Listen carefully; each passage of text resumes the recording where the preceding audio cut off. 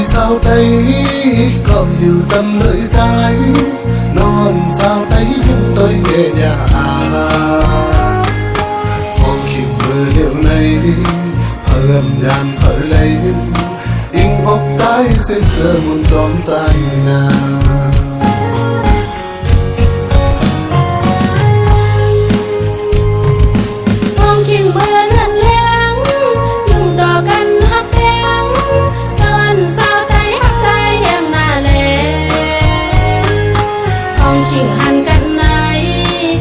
อยู่ยันอำไลสู้ยิบมือเสียน้องตีสมสายไปน้องลอยใจโอ้ยเกี่ยวลอยท้องตั้งหักเสือในเตียวันมันคืมตาเสียนาใจ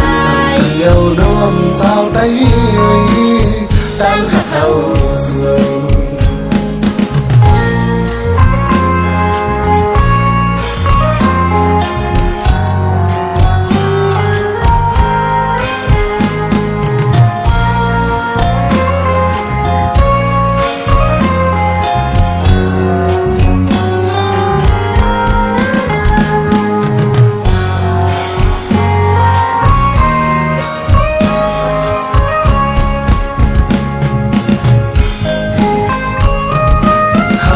vì sao thấy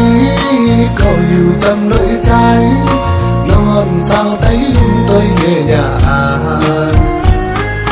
hôm khi mơ liệu này âm nhàn thở lấy dùng nhịp mưa xì sơ buồn gióm dài nàng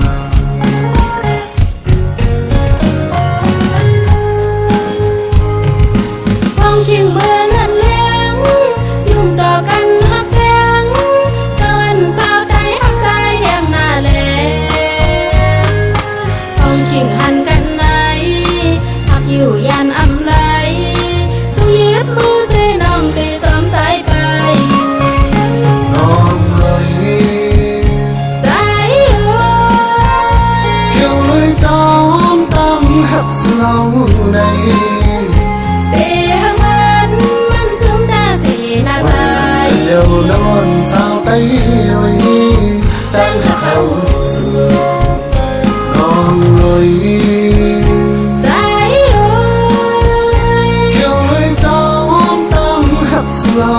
đây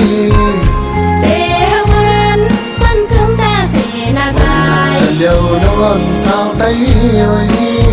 đang hào sương non ơi dài ơi kêu lối gió đang hạt sương đây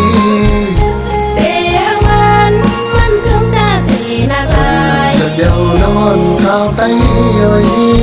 đang hào